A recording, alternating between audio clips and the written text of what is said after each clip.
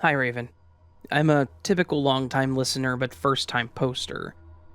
I'm mainly posting because you put out a call for glitch stories recently. I should note that this sounds like a paranormal story to begin with, but I consider it to be more glitchy. So, I live in a little haunted house here in Victoria, Australia. It is a typical little miner's cottage. I purchased the land that it's on 8 years ago and rebuilt the college from the ruins of the original stone and brick dwelling. The resident ghost, Henry, originally owned the land and constructed the home. Although a little mischievous at times, he's a pretty chill guy to have around. Nothing he does is harmful, unless you call manifesting as an apparition and frightening the hell out of the neighbors slightly harmful. While I was rebuilding the house, I often worked late into the night. I began to notice strange things right away, like objects being moved or disappearing and not put back where I had left them. Doors that were firmly closed would suddenly swing wide open, and doors that were only closed would be locked from the inside, usually when my partner at the time would go outside, in what seemed to be an attempt to prevent him from returning inside. Just things like that. Although there is a ton of paranormal stuff that happens here, some of which I may submit at a later date, my focus today is on what I would label a glitch, although it may have begun with a paranormal twist. I was in bed one night when I suddenly jolted awake just after 1 a.m. by a loud crashing noise downstairs. FYI, my cottage has a full mezzanine floor upstairs, which is where my bedroom is located. I got out of bed and went downstairs to locate the sound of the disturbance. Once in the kitchen and dining room area, I noticed that an etched wooden picture that is normally located well back, leaning against the wall, on a sideboard in the dining room section, had somehow fallen forward and knocked down a reasonably heavy cast iron bell that I had sitting on the same sideboard in front of the picture. The bell has, or should I say had, a decorative medieval-styled cross for a handle. It was also a functioning bell, in that you could hold the handle and ring the bell. A lot like those old little brass bells that would sit on shop counters. And if you came in and no one was behind the counter, you could pick up the little bell and ring it to get the attention of a server who might be out back in a stockroom. I also recall many years ago one of my school teachers had one on her desk to call the class to order and settle down and pay attention if we got a little rowdy. I was genuinely puzzled because there were no open windows or doors, indicating an intruder had been inside. There was no breeze or wind that could suddenly blow something down off a shelf, and no obvious reason that I could find as to why the picture, which had been solidly sitting there for a good 12 months or more, would be knocked down. Anyway, the picture had only fallen forward, but remained flat face down on the sideboard. The bell, however, had been ejected from its normal location and had landed on the floor. I bent down to pick up the bell and noticed immediately that the handle was missing, like it had been broken off in the fall.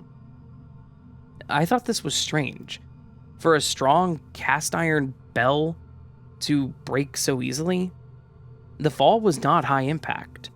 It was only from about 6 feet up and landed on the carpet rug. However, I shrugged it off, and although disappointed that my ornament was now broken, I scanned around the immediate area to locate the handle, thinking perhaps I could reattach or repair it somehow tomorrow. However, to my surprise, I could not find the handle. Now, this is a reasonably weighty cast iron cross, about 6-7 inches tall and 4 inches wide. I searched the immediate vicinity thinking that it couldn't have gone far, but no luck. Given that I was tired and it wasn't urgent, I figured I would go back to bed and just look for it in the morning. The next day when I came downstairs, the bottom of the bell was on the dining room table where I had left it the previous night. After a coffee and my morning routine, I decided I would locate the cross. I conducted a thorough search of the entire dining area. No cross. I expanded the search to the kitchen area. No cross. I started to get annoyed at this. How ridiculous. I mean, where could it go? The total semi-divided room is about 21 feet, or roughly 7 meters long in total, and around 12 feet or 3 meters wide. It has been 2 years since this incident happened, and every piece of furniture has been moved, including the buffet in the dining room and the fridge in the kitchen, etc., in order to spring clean at least twice. And yet, no cross has ever been located. So, a rather heavy and reasonably sized metal, solid cross has just glitched out of existence. I should note that I live alone. My partner did come and stay over occasionally, but he never lived here, and he would have no reason to take the cross. My adult children and a couple of friends or family members are the only other on-site visitors I receive.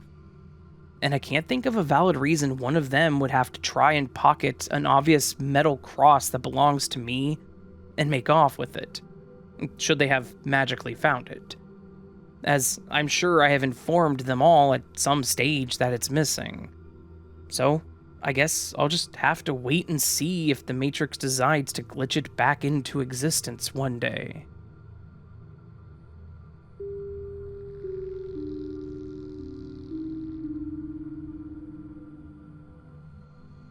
So, in my life, I've had so many glitch in the Matrix and paranormal experiences, it's ridiculous to the point of being commonplace. My life, as usual. I'll share with you and your listeners just the most recent. It's not frightening, but it is quite odd, as are all glitches. As most anyone knows, Southern California was recently hit with staggering wildfires driven by Santa Ana winds that reached 80 to 100 miles per hour. I live along the San Gabriel corridor, just over 20-some miles east of one of the fires. I won't go into boring details about the geography more than that. Suffice it to say, the fires were far enough that I didn't have to evacuate. We were only on red alert, so we were lucky. And anyway, the story is more about the wind than the fires. Due to the Santa Ana winds blasting towards the west, we also experienced what are called mountain wave winds, that slam with the hard circular motion down the mountain into the valleys. I can't tell you how bad the wind combination was. There are no words. The area I'm in experienced trees ripping out of their roots or toppled over and numerous kinds of destruction, but no one's interested in a list of that. Anyway, after the winds finally died down, I looked out at the damage from the balcony on my condo. Aside from the loss of some very beautiful trees, I could see the roof of a building across from me, with its roof gouged out in several long strokes. The layers of roofing were gone down to the boards, and roofing material was all over the driveway and parking lot below. Luckily, the high pool wall was a bit of a windbreak for my building. After several days, and after returning from an early end workday, I noticed, again from my balcony, that the previously torn to shreds roof had been fixed. Not only fixed, but the entire roof was brand new. It was beautiful, as roofs go. Being new made it look very clean, and I remembered thinking that. I admired it as I drank my afternoon tea and marveled at how quickly an entirely new and seamless roof had been done. Since we were expecting rain soon, I figured the roofers were making the best of the time they had. Time was of the essence, in other words. The next morning, I got up for work again, and I looked out my balcony window to see if the rain had begun in the night. No rain yet. Then I looked over again to the new roof on the building across from me. But there was no new roof. The roofing layers were still missing as they were before. The boards were still exposed as before. Pieces of the old roof still clung on here and there. Did the new roof exist in an entirely different timeline? Or was this a simulation of a new roof that I saw the day before? The day before the rains came, roofers stretched and hammered plastic sheeting down, and it's still there covering the exposed boards on the ripped up roof underneath.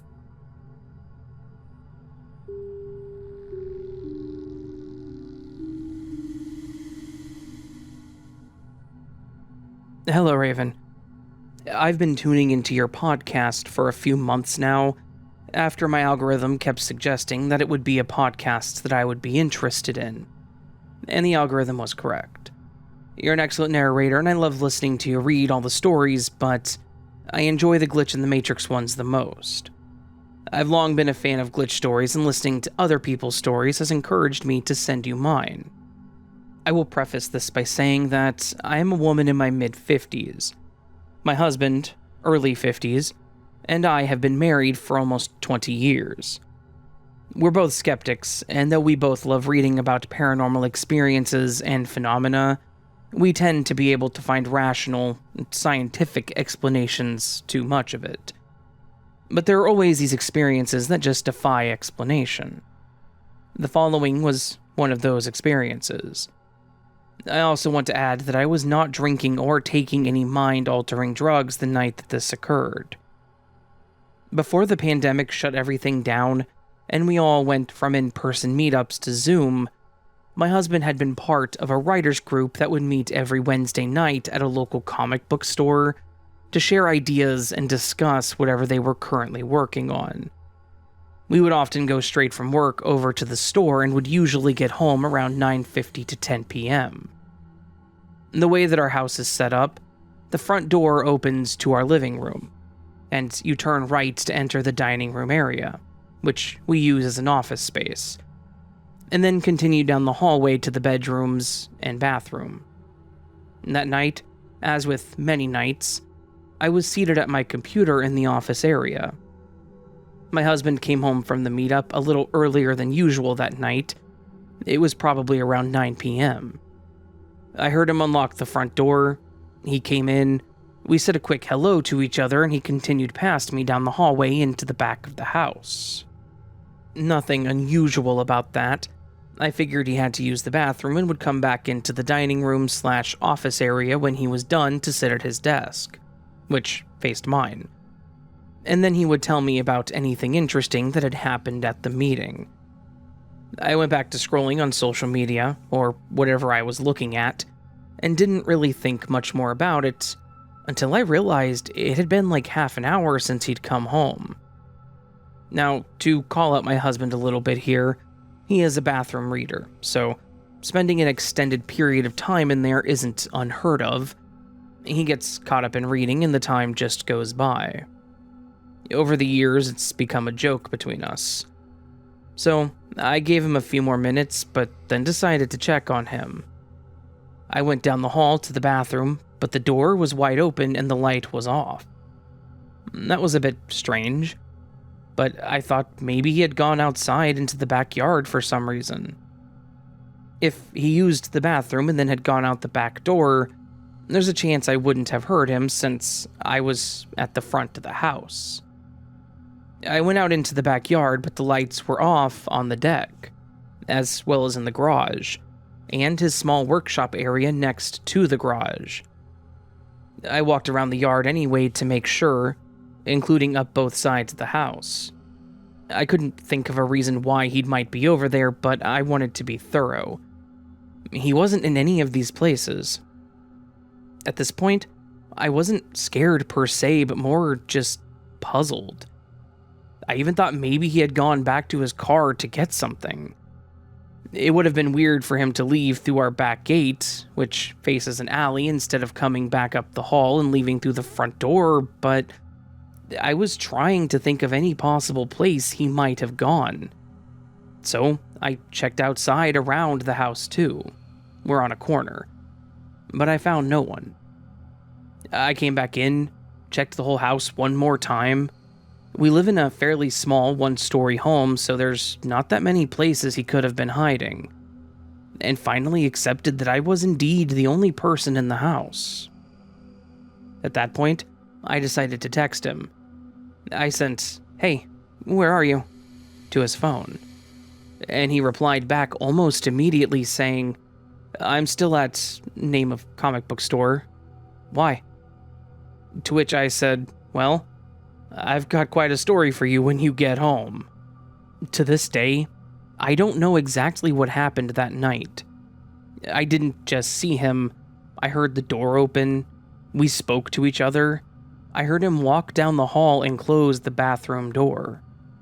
So, who or what did I see and talk to? Like I said, I'm a skeptic, and my rational side says that somehow my brain just tricked me into seeing something that wasn't there. I've read about how our brains often go on autopilot to do routine tasks, which is why sometimes you can't remember if you brushed your teeth or locked your car, because it's a task you do so often that your brain doesn't even think about it anymore. So, maybe I was so used to the routine of him coming home, saying hello, and going down the hall to use the bathroom that my brain created the input when it wasn't there? It seems unlikely, but I honestly don't know. I've had other smaller glitches, but this was definitely the weirdest one, and the one that I just can't explain.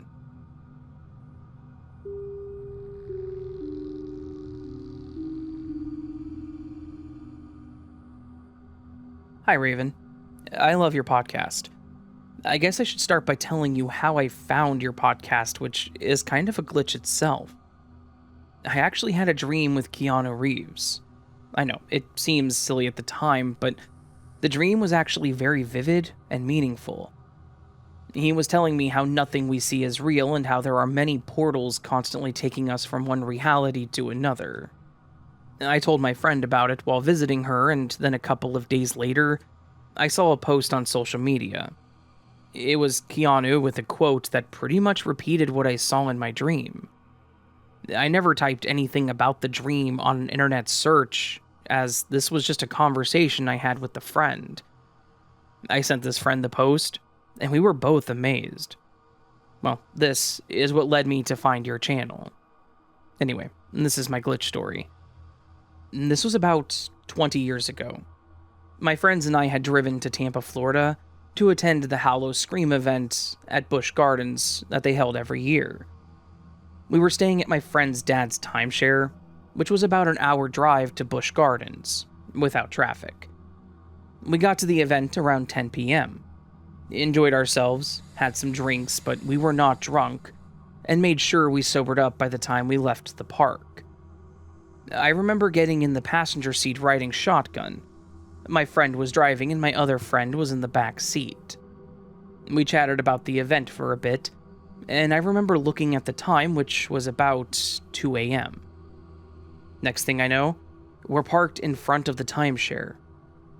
I looked at the time again, and it was only 2:20 a.m.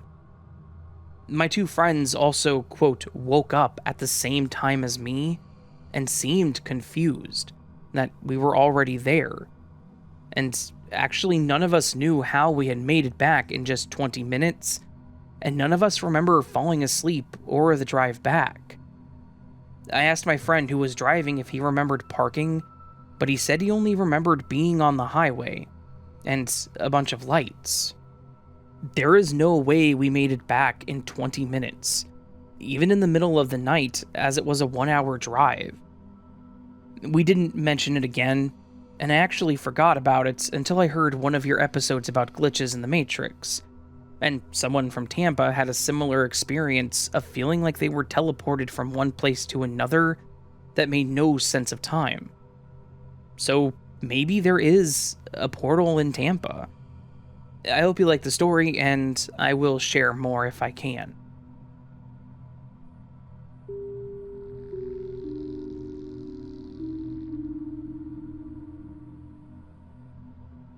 Hey Raven, I'm still thrilled that my first real-life Matrix story was featured on your channel.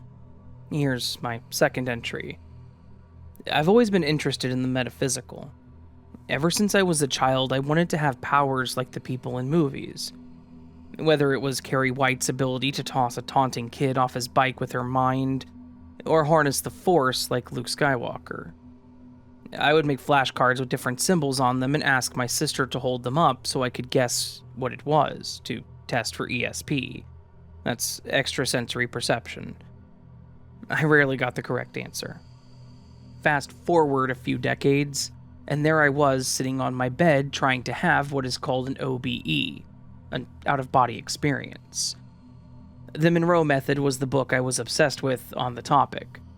The author is a man named Robert Monroe who studied in great depth the phenomenon of leaving your physical body while remaining conscious. I had already been meditating, and if I did it long enough, I could start to feel this buzzing sensation in my body, almost like it was emanating from my bones. Like when your hand falls asleep, and it feels like it's filled with electricity. One time it was so intense that I had to stop because I thought I would start to melt or come apart. However, in the Monroe Method book, they talked about this sensation, and that it was key to leaving your body.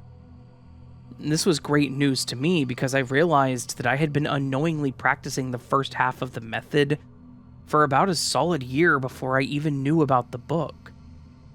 The one sentence that made the difference was when he talked about repeating an idea in your mind while you're in this buzzing state.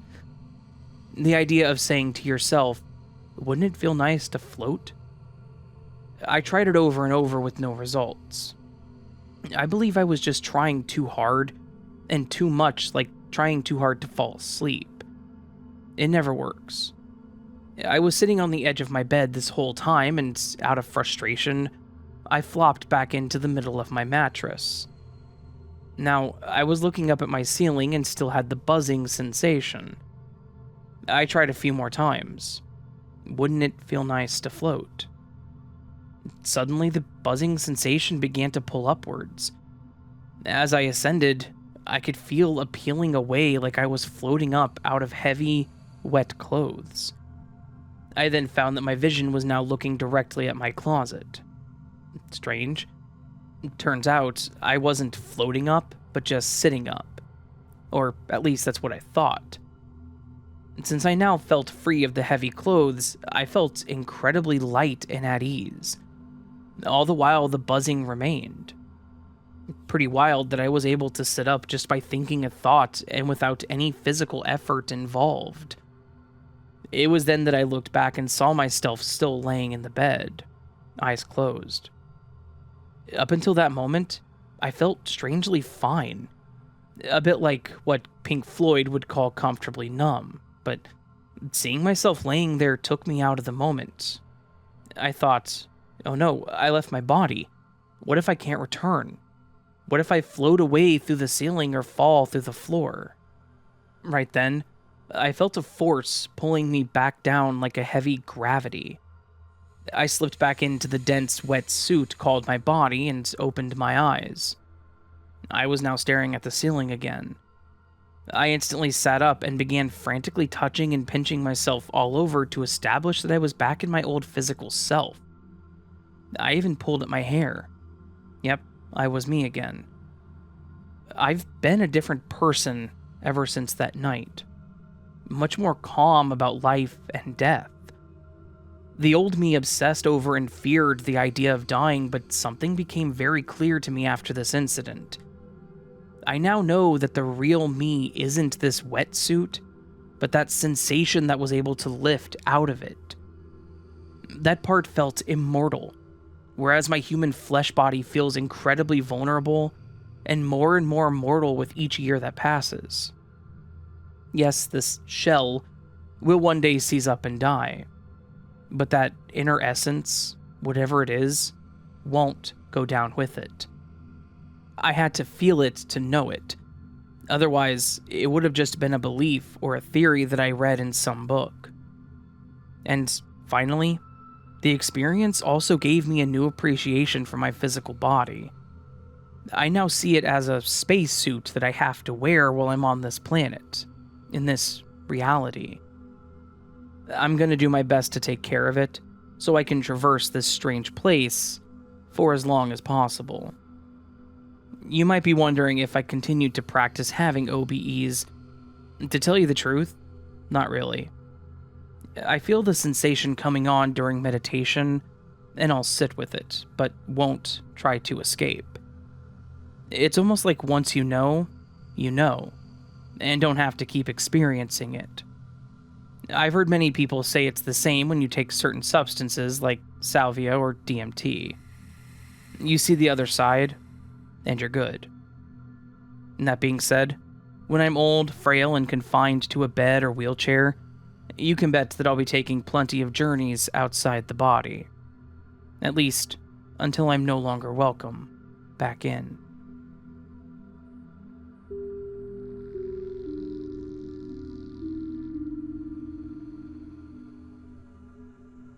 This took place in the early 2000s when my husband was a supervisor for a major railroad company. We were living in a suburb of Atlanta, Georgia, at the time called Noonan. He had to travel certain distances, even to different states sometimes during the day because he had a huge territory. I will tell you all up front that I'm not and never was a drug user. I do not suffer from mental illness of any kind, and I was not and am still not on any prescription medications. My husband and I have always teased each other over silly things for fun, and at this time he had been teasing each other about who was the laziest or who slept the most. Goofy, I know, but that's how we roll. Since he was a supervisor, he was sometimes allowed to work from home, even back then, because unless he needed to go out in the field for something, his job mainly consisted of a few things on a computer and phone calls. I felt like I was the least lazy, because I had to get up every morning and take our daughters to school, and go pick them up, cook, clean, etc. So, on this particular day, my husband had to go out into the field to make sure his men were on task. I was actually pretty tired that day, so I was thinking to myself, yes, I can take a secret nap while he's gone. I went and laid down, and quickly fell asleep. Something woke me up, and I, to this day, cannot remember what it was that woke me up, but I glanced down at the foot of the bed, and there was my husband. Of course, it annoyed me because I felt like he had snuck up on me and caught me napping. So I said, "Why are you here? What do you want?" He said nothing. He was grinning a goofy grin, shaking his hips in a teasing sort of little dance like a child does when they're saying, "Ha ha, I have something you don't." What he had that I didn't was a 20-ounce Mountain Dew, drinking on it while grinning this goofy little grin behind the top of the bottle. Now, trust and believe that I was wide awake and annoyed. I said, "Go away, you're not funny." And as I'm looking at him after saying that, he began to dematerialize from the floor up. As he is disappearing, it becomes clear that he is made of what appears to be digital little squares. The squares just floated off, becoming transparent until they were gone. After the top of his head disappeared, I sat on the bed just staring at the empty area where he had been standing with my mouth open. I was in complete disbelief. I panicked for a moment, wondering if it was some sort of message from the universe that something had happened to him, so I quickly called him. To my great relief, he picked up on the second ring and I asked him, "Were you just here in the bedroom?" He was very confused and said, "What? No, I've been in Alabama all day. I told you that I had to go check out some things in the field." So, whatever I saw was not really my husband. I've racked my brain over the years trying to figure out what the thing was that I saw. Looking back, I remember that whatever it was completely void of any sound. There were no sounds of clothing moving as he danced. No sound of him drinking the Mountain Dew. Nothing. I still have no clue what that was. And if I talk to people other than family, they would probably think that I did drugs, which I didn't. I know all of you here won't judge me because we all see things that most people don't. Anyway, I just thought I would share. Thank you, Raven, for reading, and thank you all for listening.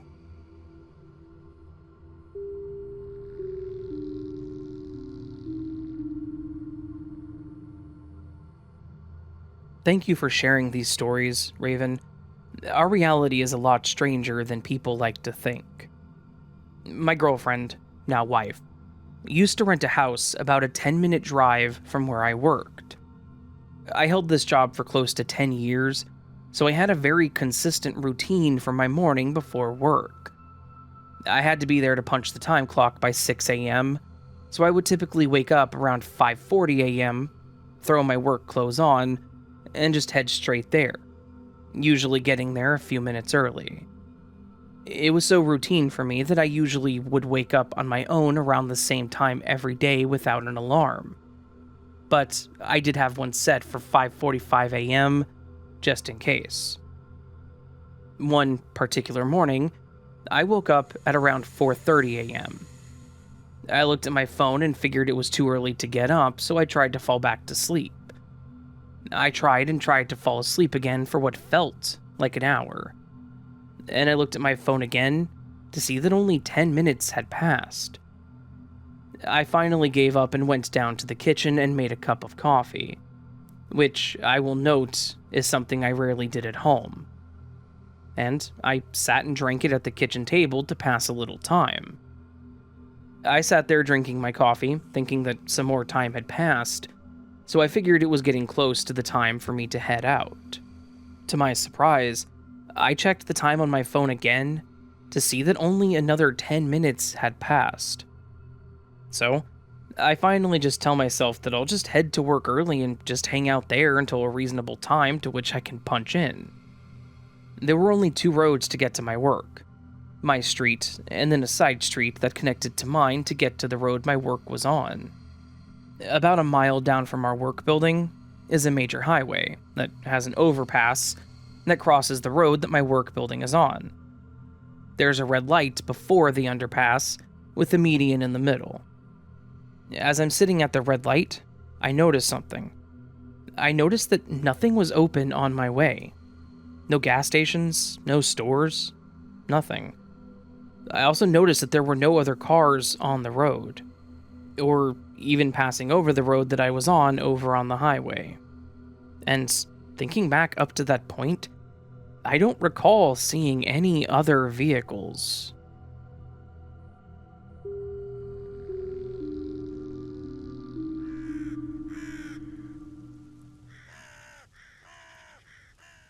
So that, my friends, was this week's collection of Glitch in the Matrix stories here on the As the Raven Dreams pod show. I don't know. A collection of weird, strange, and bizarre stories that, well, are weird, strange, and bizarre, and I think that's the best way to put it. All these stories were definitely interesting. One of them was a little different than normal. I don't usually do out-of-body experiences, and I'm sure some of you, at least one of you, is going to say it wasn't a glitch, but to be honest with you, what is a glitch? But an experience outside of this reality, and it was submitted as such, and you know what? In my opinion, it feels like it falls into the umbrella, so it's my channel, I do what I want. Hopefully you all enjoyed these glitch stories. I did, as always. Hopefully you all had a great weekend. Didn't mean to make that mouth noise there, sorry. If you're listening to this and you came to the live stream on Saturday, thank you. Say hi, let me know you were there.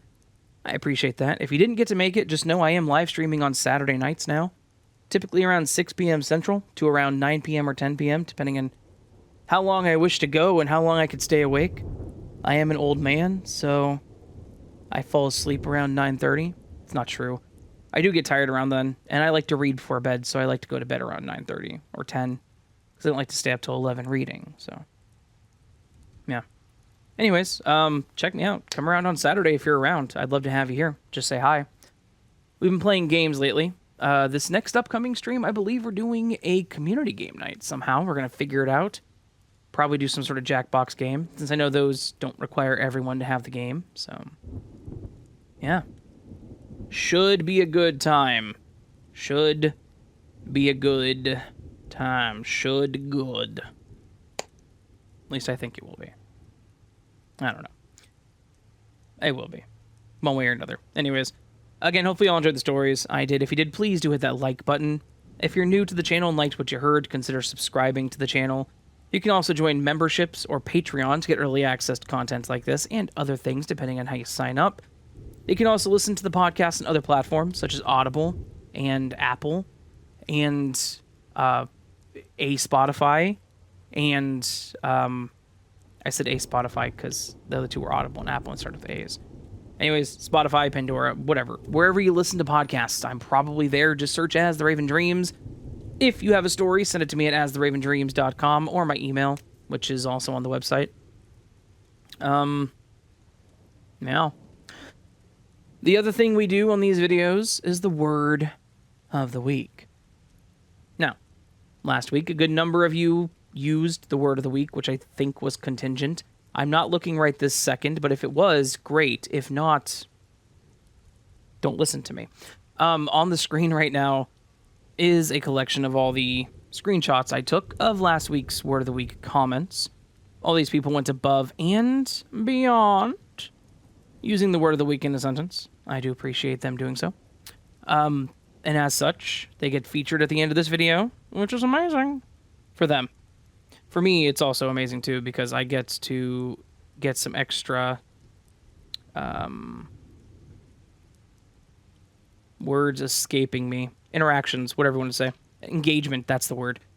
So again, thank you to each and every single one of you who left a comment. Thank you. You guys are amazing. If you didn't, that's totally fine, too. I appreciate you regardless. So, moving on to this week's Word of the Week. What's up with the mouth noises this outro? I'm all mouth noisy today, apparently. Anyway. This week, the word of the week is assiduous. Assiduous is a fun word. A-S-S-I-D-U-O-U-S. That is a fun way to spell a word. It means showing great care, attention, and effort, marked by careful, unremitting attention or persistent application. Could be an appropriate substitute for careful. It's got a bit more oomph than careful, in that it suggests a dogged or tireless persistence. So, if you're assiduous, you are really in it for the long haul. And if anyone looks this up on Merriam-Webster, you're going to know that I stole pretty much that entire section there from the Did You Know section of assiduous. So, anyways, use assiduous in a comment, get featured next week, and please remember that you are amazing. You are loved. You are valid. You are the best you that you can be. Do not forget it. Don't let anyone tell you otherwise. Until next time, my friends, much love. Sleep well.